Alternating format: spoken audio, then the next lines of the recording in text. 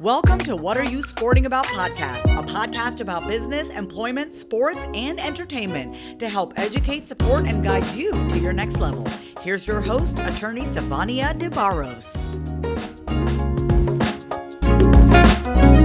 Hello, everybody. It's Sivonnia DeBarros, the protector of athletes, and I am back again with another podcast episode. But before we get into all the meat today, I will have a few announcements, all right? So first off, you do know that I am the founder and owner of the S.L. DeBarros Law Firm, where we represent 6- and 7-figure business owners and athletes in business. But I'm super excited because I am launching another book this summer. I'm trying my best, fingers crossed. First book on name, image, and likeness. It's gonna be, it is called Athletes Making Moves. So you guys, I definitely want you to go out there, support this movement. Make sure that you go to prosportlawyer.com so that you can get information on this book. And then also join the Facebook group Athletes Making Moves so you can stay in the know. So now today we have Jonathan Jones, but his handle is Jonathan Jones Speaks. All right, so he's making major moves in the athletic field. Let me just tell you a little bit about Jonathan. He is a best-selling author. He is a 2-time TEDx speaker and the host of Beyond the Ball podcast. He's been featured in places like CBS News. He's spoken to over 100,000 students ranging from elementary school to college. So I'm so excited to have him on this platform today. Jonathan, welcome. If there's anything else about you that you want to add, go ahead and drop it on the mic. Well, I'm glad to be here and, just grateful to be on the platform, and congrats to you on launching your second book. But no, I don't think there's anything else. We can just dive in and just start from where we start. Awesome. So I do want to know, though, what does the question, what are you sporting about, mean to you? What are you sporting about? When I hear that, I just think, because of course, I like the initial thought is, what are you talking about? But then when we switch it out and say, what are you sporting about? The initial thought for me would just be like, what's your current sport? Because for some individuals, that sport could be them currently playing on the collegiate level, on the professional level. But for some others of us who might have had that in another part of our lives, then, now the new sport could be speaking. It could be writing books. It could be writing blogs, or it could be having a vlog, if you will. So that's what are you sporting about means to me now. Love it. So I want to get into some of the stuff that you're doing, because you have created this beautiful platform where you are able to motivate, inspire, and educate athletes everywhere, regardless of their age range. So what, I guess, gave you that that motivation, that empowerment to step into that space to do what you do? I would say the pandemic. And the reason I say that is because initially I was focused mainly on speaking to the general body of college students. And I actually was running from the idea or the concept of working with student athletes. So the pandemic gave me some time to sit and to think, as events were being shut down and as speaking events that I had previously booked were getting canceled, and I had to send checks back, which was not fun at all. Then I had to think, well, where's a place for me to serve? Where's an opportunity to where I really can add value and I really can support? And that was when I started my second podcast, which is entitled Beyond the Ball, just to be a resource for student athletes. And then from creating that podcast, then I said, I'm going to start speaking with these institutions. And then that was what really began to open this thing up. And fast forward time, that's why we're here where we are right now. That's amazing. So Beyond the Ball was created during this pandemic? Yes. So it was created right around March, April, was when we first launched our first episode. Mm-hmm. Nice. So you and I both are pandemic podcast launchers. That's funny. That's amazing because it brings us back to the question, though, what are you sporting about? And it's funny how, there's so many different lessons that I feel like the pandemic has taught a lot of people. But one of the things that you said was, where can you really serve? Where can you do the most good? And that was something that I also realized was a reason why I needed the podcast, because you start having these conversations and you realize that the things that you're doing is not enough to really house those conversations and to really put it out there into the world so that other people can be, uplifted and empowered to go out and, change their own lives. I truly believe that a lot of people fail to realize that the power truly does lies within them. So with that stated, I do want to ask though, like, what has Beyond the Ball, what do you talk about on your podcast, and what are some of the benefits that you've seen your listeners really take away from it? Certainly. So I break it down into 3 different sections, and it would be stories, strategies, and successes. And the tagline that I always close out with, and I say, this is Beyond the Ball, where we share stories, strategies, and successes to help you succeed beyond your degree. So I've covered everything from LinkedIn strategies, right? Because the platform is specifically geared towards student athletes. So I did 4 episodes talking about what type of content to put on LinkedIn, how to begin to set up your LinkedIn page, and then even how to differentiate from what content might be most beneficial for you. So talking about that. And then on the other hand, I've had individuals who we might see as influential individuals, professional athletes from sports, basketball, football, Super Bowl champion athletes. And the reason I focus on bringing some of them on sometimes, but the main focus is really to have people who have a connection to sport. So then the student athlete might see, well, if this football player or if this basketball player or whoever they may be, if they're now doing something else, then what else can I potentially do? So that's been the biggest benefit, is ultimately opening up just the playing field, for lack of better terms. But even in addition to that, having a platform and having space to where if a student asks me a question offline, then I can come back and do an episode about that question. I can shoot it to them and then let them know, hey, this episode was sponsored by such and such. I love that, because you're taking the real life experiences. And I think for a lot of people, let me see the best way to frame this. So something that I always talk about is education, right? So just by us doing this podcast episode, just by you doing Beyond the Ball podcast, people are learning different things. And I always say, like, without education, I mean, there's going to be a plateau that you're going to reach. But if you constantly keep your mind open and willing to learn new things and listen to other people, it just opens the gate in terms of how far you can go. Like, you can just excel beyond your wildest dreams. So I love that you are providing information to athletes or people connected to sports who technically kind of may have that idea, well, do I have to have a degree just to do X, Y, and Z? Because think about it. If you talk about education, most people are like, well, I got to go sit in a classroom, get a degree just to do something, right? But let me ask you this: did it take a degree for you to be a podcast host? No, it didn't. Right. Right. And most people who are out there really, making it happen, they may not have a doctorate degree. They may not have a master's degree. They may not have a bachelor's degree. But I do believe that if they're making it happen, they are getting the resources from somewhere to learn and do better. And I think that's where the biggest opportunity is understanding that learning, when we grew up, learning looked like going to school, getting the education, getting the degree, and then getting the job.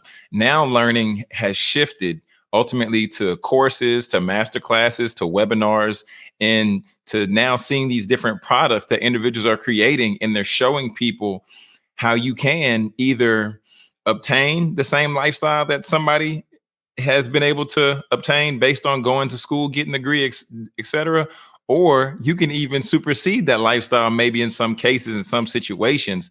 So I think now more than ever before, individuals are being empowered to take alternative forms of education. Just like I said before, it looked like courses, it looked like programs, it looked like creating your own podcast, different things like that. Ultimately, finding whatever works best for you to create the success that you desire for your own life. Absolutely. And then also think about it from a resource standpoint too.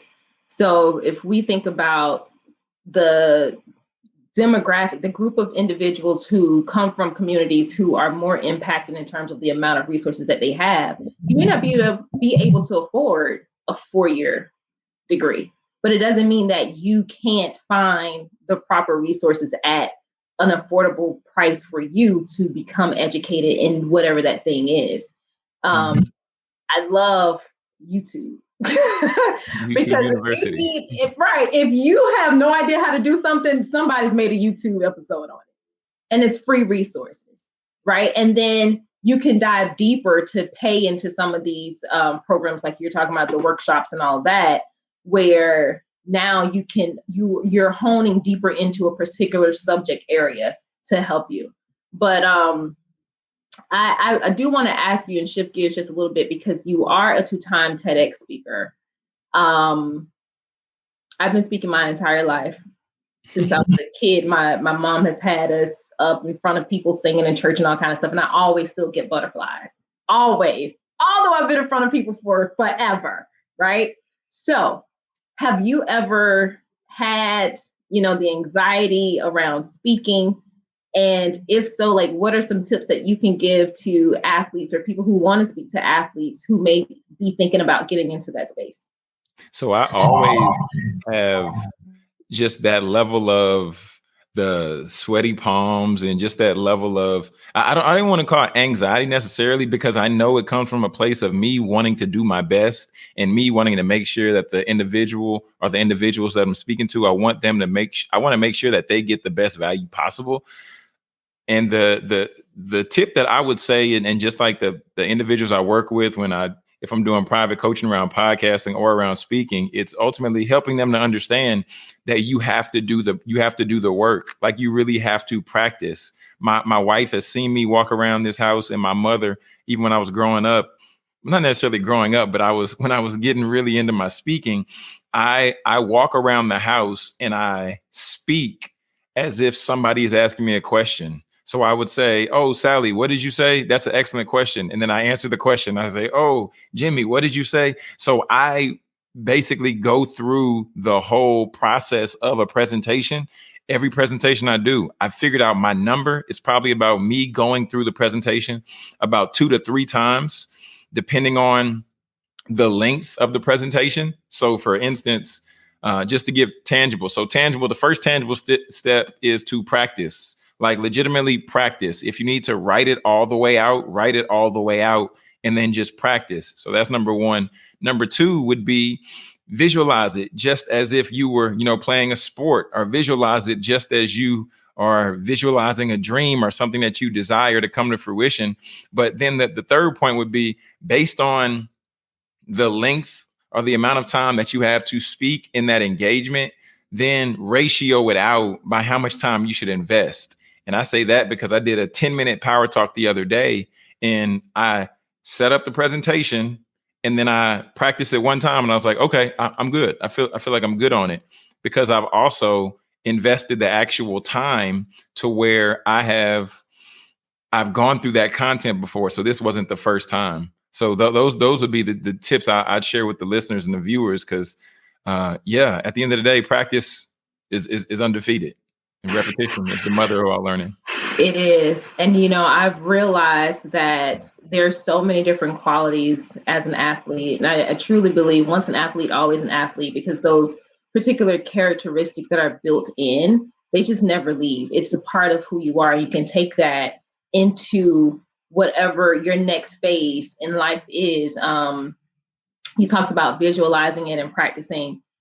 I remember having this coach. I did competitive cheerleading too. So, but my coach would always say, practice doesn't make perfect. It makes almost perfect, which is true. But if you practice to try and get perfect, that means that you will do your absolute best. It may not be perfect, but it will be your absolute best. But I always remembered, even before my track meets or before any type of like cheerleading competition, I would see myself. I would literally visualize myself on stage or in the blocks doing whatever I needed to do. And I would, especially for track and field, I would literally go through the entire event in my head. but it made all the difference, because then when you get out there, yeah, you have a little bit of butterflies, but it's like you've already done it. You've already been here. So now you can remove that extra layer of anxiety and nervousness that you may have with whether you are showing up to compete in something or you're showing up to speak, right? Because let's face it, if you go into business, you're going to have to speak to someone. You're going to have to pitch someone. You're going to have to present something to someone, right? And so how do you do that? So I love these quick tips. You are also a best-selling author. Mm-hmm. So what was that book? And then I want you to tell us about the book that you have coming out soon. So I wish I actually had a copy of my book. I need to start keeping it close. I've been moving around the house due to the pandemic. We see I have the backdrop with my wife and our wedding photos back here. So the book is entitled Process: 14 Surprisingly Simple Behaviors to Skyrocket Millennials to Success. And I actually hired my father to be my book coach. So my dad, Dr. Fred Jones, he was the second coach that I had. The first coach was a training coach for basketball, but he was my first personal development coach. And I paid him $5,000. And then he walked me through the process, start to finish, concept to creation, ultimately helping me put everything in place. And the way he encourages people to write books, he says, your book should be set up in a way to where you get paid $9.97 an hour. And that's not $9.97, $997. Nice. Mm-hmm. Mm-hmm. Nice. So yeah. So that's my dad, and that's the book story. And the book actually brought him and I closer together, which is also a whole nother story in itself. That project that I'm working on right now is like we were talking about, just in regards to well, you said a little bit about with your book with name, image, and likeness. Yeah. The current project that I'm working on is ultimately helping student athletes start their own podcasts. Got it. Being able to use your experience, your speaking experience, being connected to sports, and then to also reintegrate that into the name, image, and likeness era for athletes. I think that's going to be extremely important, because now individuals who may not be popular athletes, who may not, be a member of one of the most popular teams, right? Mm-hmm. How do they really monetize their name, their image, their likeness? And podcasting can be one of those things. When I think about all the people I went to school with, high school included, and college, and the majority of them were athletes, we ain't go pro. We did not go pro, right? But we're making it, and we're doing things with ourselves. We've created our own brands. And it's so amazing when I look back, especially from my high school. When I look back from my high school, I'm like, dang, I had a good class, because I can truly say at least 80% of us are really doing the darn thing. So it's amazing. It's amazing. So what is your, I guess, your motivation behind teaching the student athletes how to set up and create their own podcasting? So my motivation, honestly, is just really putting them in position, for the simple fact that I was a Division III junior college team manager before I was a Division III junior college basketball player. And then I ended up going to a 4-year university, which also was Division III. And now working with the schools that I work with, and now I'm able to speak to everywhere from junior college all the way up through NAIA, and Division I institutions. I just want to ultimately be able to duplicate myself, because understanding that for the individual who might not be the fastest, might not be the strongest, might not be the prettiest, however, but if they feel that they have a message to share, then they can use podcasting as that platform, and then that can catapult into a brand. And then from that point, then they can do speaking engagements and monetize those things. So at the end of the day, if they decided to keep holding on to podcasting and continue to be a lifelong podcaster, or if they said this was great to learn these tips and these tricks and these tools, now they also have become a more marketable job hire, because podcasting teaches you technical skills that you're not going to learn everywhere else. You're improving your verbal communication, you're growing your network. And then even as we look at those things, and then increase advantage even in marketing. So we take those skills and then we plug those into any job application, or, ask CEOs, would they look for those attributes in employees? 8 out of 10 of them would at least say yes. So ultimately that's what my inspiration is, to really set them up for success in that way. And, just be ready to pivot and roll to whatever is next. Yeah. And I love that, because look at the success that you've been able to accomplish just through podcasting, which also leads to part of your speaking with some of the colleges and other schools like middle schools, elementary schools. So you just have no idea the floodgates of possibilities that could open. So who are some of the schools or organizations you've had the ability to speak with and empower? Excellent question. So I've spoken with UCONN's athletic department. I've also spoken with the University of Vanderbilt, their football program. I'm currently working with West Virginia University with their football program.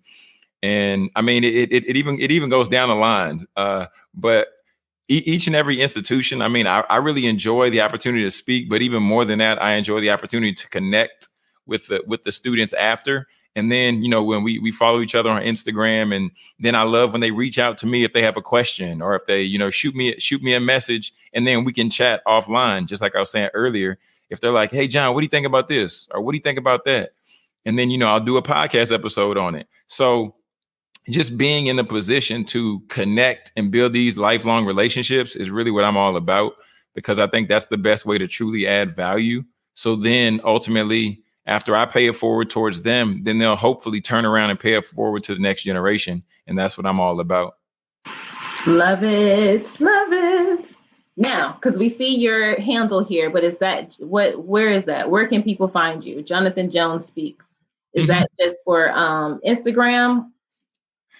So that is for all the social media platforms, except for Twitter and Clubhouse. Clubhouse made me make it shorter. So Clubhouse and Twitter, it's Jonathan J Speaks, but my website is jonathanjonespeaks.com. And that's where people can find me, and that's where people can connect with me, as well as I'm on YouTube. And that's where I have all my podcast episodes, as well as additional video content. Okay. And Clubhouse, say that again for me. Jonathan J? Yes, Jonathan J Speaks. Okay. You guys make sure that you go out and follow Jonathan on all social media channels. Check out his YouTube so that you can definitely get a lot more of content from him, so you can be educated and inspired and motivated to truly tap into your purpose. Jonathan, I definitely appreciate you for being here. Is there anything else you want to leave our listeners with? I would say, if they are on Instagram, I would say just swing by and check me out on Instagram, because I go live Monday through Friday. I've just been covering different topics. I'm going to more so drill down and start focusing predominantly on podcasting. So helping people around just the concept of that. But ultimately, the last thing I want to leave with the people is find a place where you can serve and find a problem you can solve, and then that will lead to your success. Love it. Great way to end. Great way to end. Love it, love it, love it. Thank you so much, Jonathan, for coming on to the show. Guys, I definitely want to remind you, check out the website. Make sure that you sign up for our newsletter so that you can be in the know for all things that are going to be happening, the new book launch, the Facebook groups. We're going to go live on, well, not live, but we're going to definitely create the group for Instagram, Athletes Making Moves. this is not just something for college athletes. This is for any athlete, because you have the power to make the move that you want, but you need to be educated and encouraged and motivated to do so and know how to do it, right? So check me out, prosportlawyers.com. Make sure that you go and follow us on Instagram at What Are You Sporting About? Become a part of the group Athletes Making Moves on Facebook. Currently, it's coming on Instagram. And until next time, this is Sivonnia DeBarros, the protector of athletes. I look forward to connecting with you guys again for another episode of What Are You Sporting About? Bye.